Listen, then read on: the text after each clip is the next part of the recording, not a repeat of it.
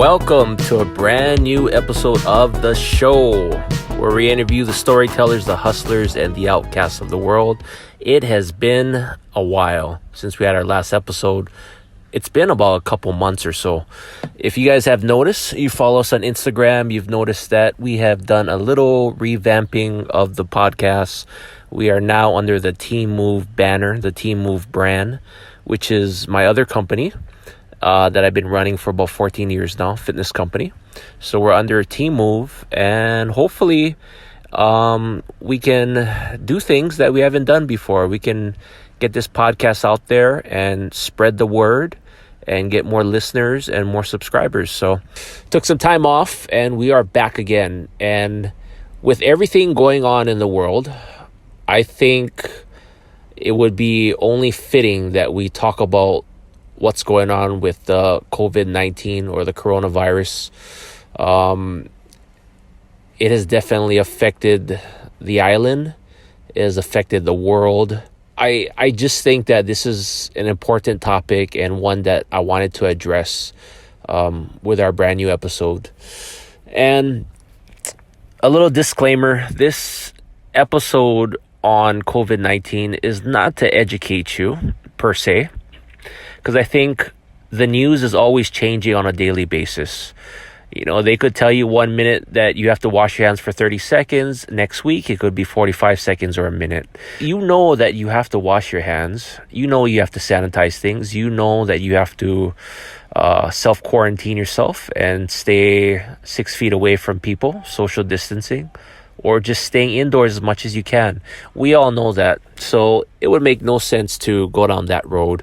But what I did do was I found 3 guests, friends, former clients of mine that all have a point of view, perspective that they can share. Our first guest is Maria. Maria is a former client of mine and a good friend of mine, and she is a mother of 4, and she takes care of 2 of the young ones, beautiful kids. And she also has a husband as well and 2 older kids that comes to visit.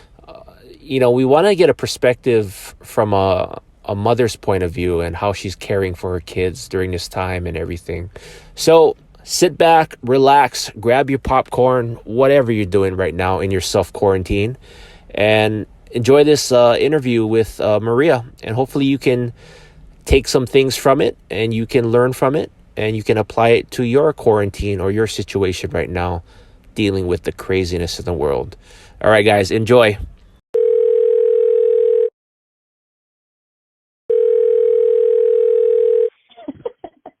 Thanks for taking the time to talk to me. Absolutely. Anything for you, Coach? By the way, if you guys are listening to this, they are listening to this. I used to train Maria and her friend Jelaine, and so she still calls me Coach. Just in case you guys are wondering, why is she calling him Coach? So it's a norm for us. We're making this episode not to inform people, because I think everyone's already informed. I think everyone's kind of over-informed. They're kind of sick of hearing news and everything. So everybody knows what to do with your hands and all that. But right. I wanted to hear different perspectives of just kind of how you're handling everything, and maybe things that you've learned from being in the house with your husband for 24 hours straight, but kind of what's your experience with this whole situation? Well, so far it's been tolerable, but it hasn't been like an extended amount of time. And because things are still up in the air, I'm still waiting to find out if Ramel will be fully closed down when he cannot go to work, because he's back working blue collar. So we're waiting, because the mandate starts at 4:30 today. I think for the most part we'll survive as long as he stays separate rooms, or I take the batteries out of his hearing aids. Does he have a hearing aid? He does use hearing aids, yes. People think I'm joking when I say that. Well, the Army will do that to you with all the gun things and loud blast, so. Aw, poor Ramel, hearing aid. Better for him. You might be right sometimes. You have 4 kids, but you have 2 that live with you, right? Yes. So how are you handling that? How are the kids handling it? Or I mean, kids they're smart, but usually they're oblivious to kind of everything that's going on. But how are they handling it? So, because Emily's in school, so she's aware of what the coronavirus is and that it's not a good thing, that we need to wash our hands regularly and wash it thoroughly. So she's aware of that.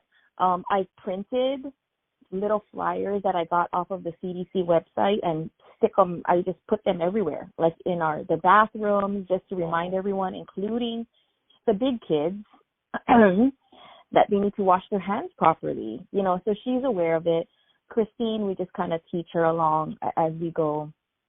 But we're not taking it lightly in my house, because we can't afford to get sick. And we've got, his parents and my mom that are in the high risk category. So we don't want to be somebody that will pass it on to them, How are you guys dealing with the whole 6 feet thing? I mean, is family still coming over? Or are you just kind of staying away, or how are you guys? Well, we don't normally have a lot of visitors, so that's nice. We do visit like my mom and stuff, but we're guilty of not observing the whole 6-foot rule. I mean, it's my mom, and my mom stays home. She doesn't go anywhere. And so that part I'm guilty of, being close to my mom, but that's hard, How do you walk around with a 6-foot perimeter and see your mom? It's kind of hard. For Romel's parents, I try to really observe that 6-foot distance, and it's not just because they're my in-laws. It's because they're immunocompromised. And so I don't want to get too close for that reason. And even with the kids, I try not to bring, especially Christine and Emily, too close to them. They'll do a hug, so breach of space, but not for a long period of time. Like they'll hug and then go up on the other side of the room, just because, his dad has, his parents have health conditions, and so we just don't want to be cross-contaminating them with something, that we may have picked up outside. Yeah, the whole parent thing is sensitive, because I just visited my mom the other day, and pretty much decided that that's the last time I'm going to visit her, because I don't know, I'm sensitive to this stuff. Like I don't know a world that I cannot say hi to someone, like I cannot hug someone, or kiss someone. Right. It's very like, I don't know, maybe I'm just overly sensitive, but it hurts me, because I feel like, geez, that's my mom, and I never had a time where I felt like I can't even touch you, I can't even be by you. Right. I get it, I understand, but it's still, I guess it stings a little bit still at this point. It does. I mean, we could have a completely sterile, sanitized home, and their homes could be completely sanitized, but it's not about the places that we exist in that's sanitized. It's getting from point A to point B that you could pick up something. That's the part that I think people are not really wrapping their heads around. Like, we're super clean. We wash our hands. We keep everything clean. And we go to my mom's. My mom's bleaching everything down, but it's that commute from my house to hers. Even if it's not even 5 miles, you could pick up something and then track it all over my mom's, and then she get, so it's as easy as that for it to spread. Yeah. I mean, the 6 feet thing, okay, so I've never asked anyone this question, because it's one of those things where I feel like it might be a stupid question, because, okay, 6 feet away, we know that, but technically, okay, if you were to come into contact with someone and you guys are standing next to each other, as long as no one coughs or sneezes, right, you're pretty much good. That's the only way you're going to catch it, right? Right. If a spore falls into your eyeball, or you open your mouth really wide and laugh like Maria does, and somebody goes, yo, you laugh. Yeah, you are you have a very iconic laugh.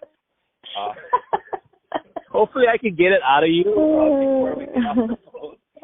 I'm trying not to. The microphone's right by my mouth. I might blast everybody's eardrum.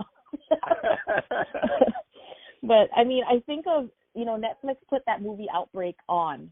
So not everybody is watching that, right? And they're freaking themselves out. But the truth is, that's how easily it spreads, like a movie theater.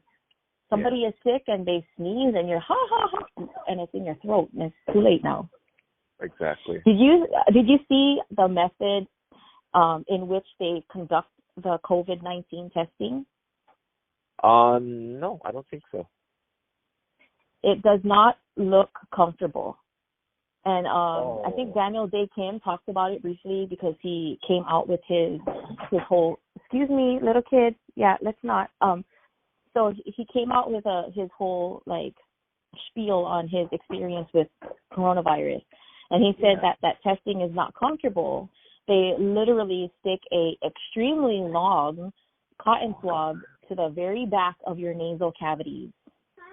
And I saw a diagram, like a health diagram of how they do it, and it's like, good grief. Oh my gosh, I didn't know that. Men might get excited by it, just at the fact that it goes way back. Oh my god. Because everybody's treating it like a McDonald's drive-thru, like, oh, it's that easy? Well, I'm just gonna drive up and test myself. But now it's like, they stick something down there. Think about it. Yes, that swab is almost looks like the ones they do when they do your top here.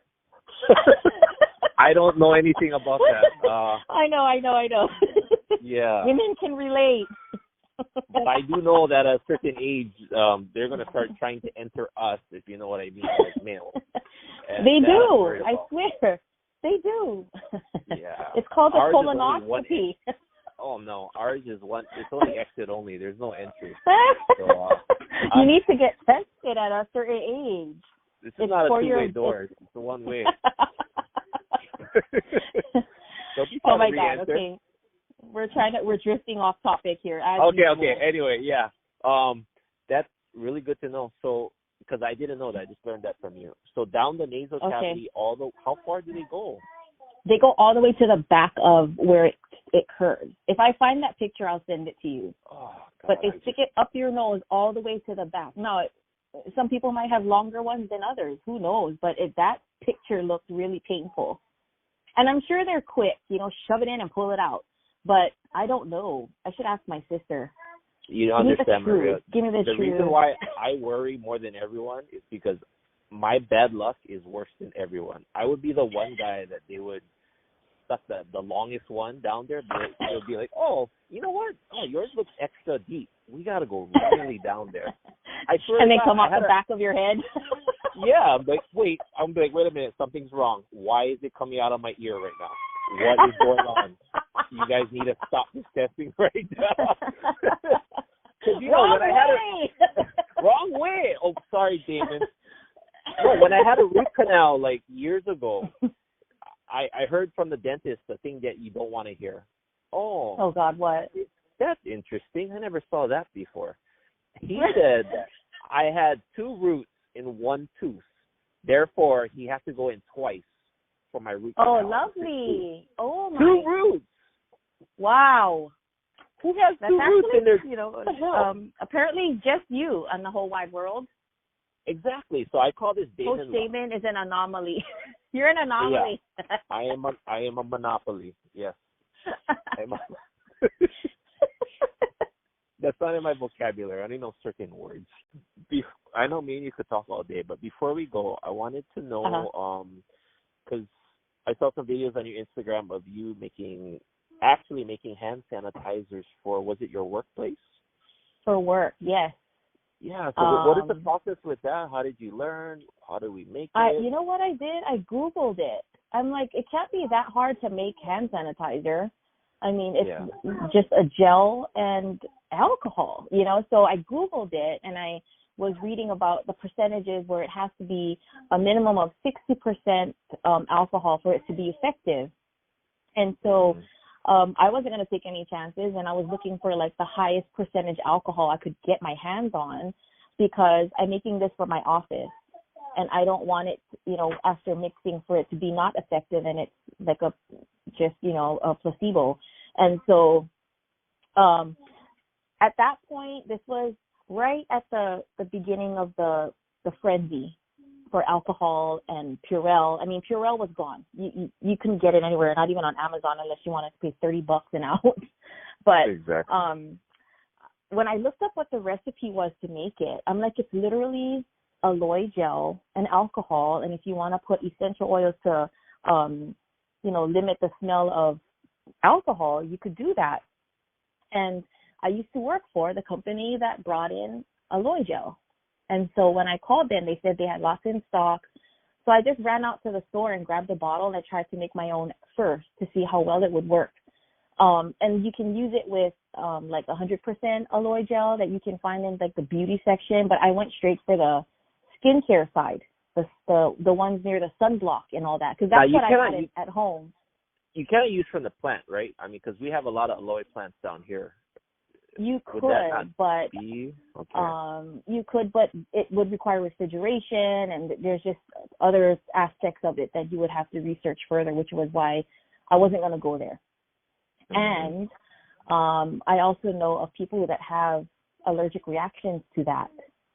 So that's why I'm like, let me just go with the skincare one because it has moisturizing qualities to it. It's not just aloe gel. It has avapuhi or something else that's in it.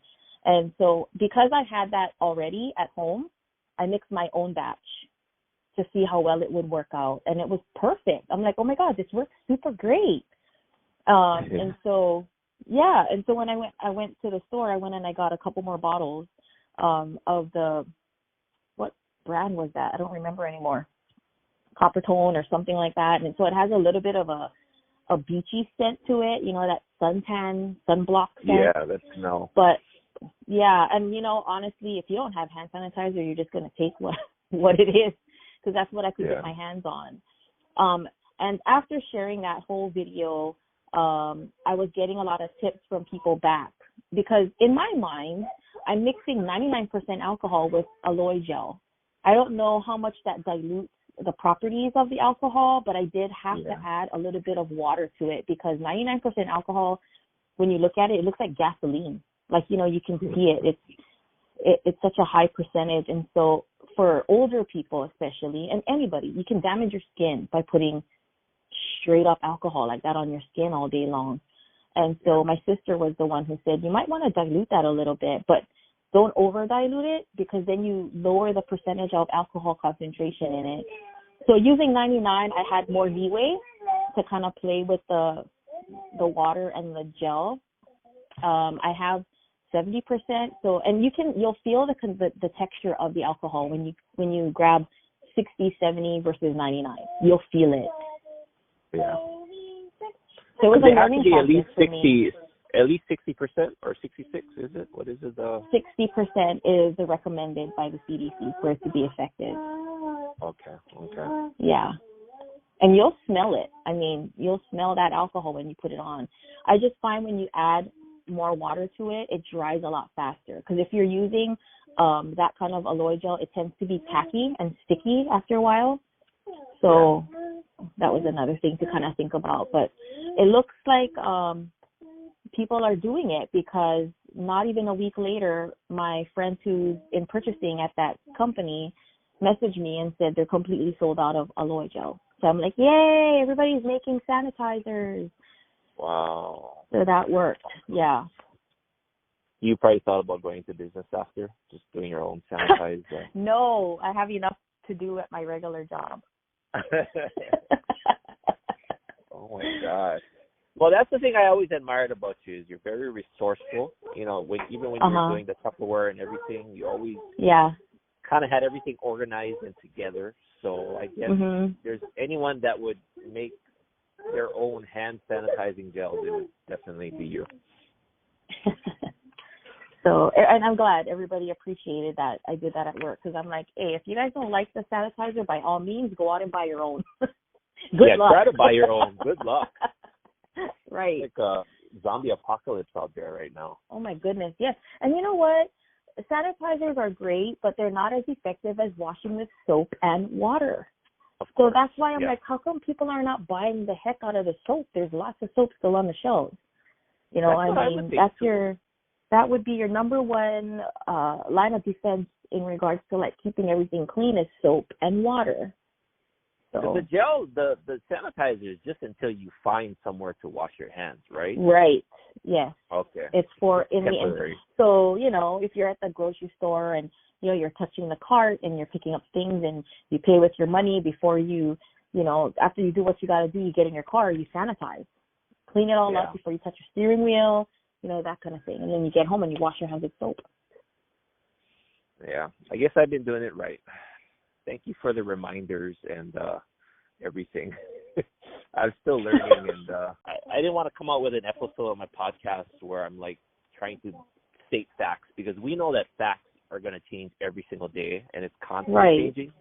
So we could say right now, wash for 30 seconds, but tomorrow they could say wash for 45. So it's right.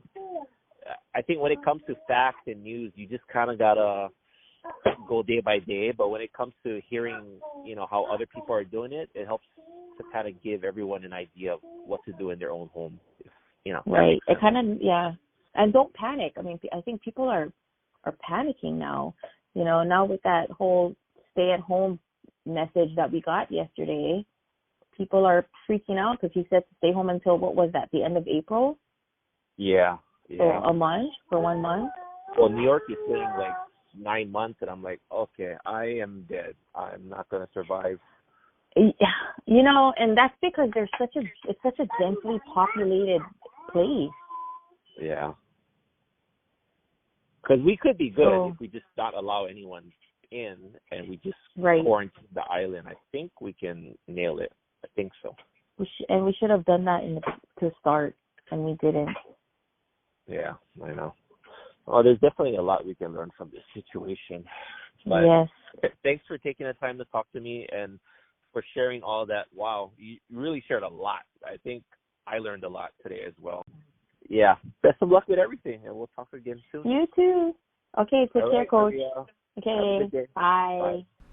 Wow, what an episode. I want to thank Maria for being on our 3-part interview series of episode 15, COVID-19. Don't forget, we're going to have 2 more interviews as a part of this episode. The next one is going to be on Monday night, and then after that, it's going to be on Wednesday night. And let me tell you, you're in store for a lot of good perspective from all 3 guests. So can't wait to share that with you. Hope you learned a little today. Hope you could have got something out of this episode. If you're not following us already on Instagram, don't forget to follow us on Instagram at The Show with an O podcast. Also subscribe to us on YouTube, youtube.com/The Show. And we'll see you on part 2 on Monday. All right, guys. We'll see you then.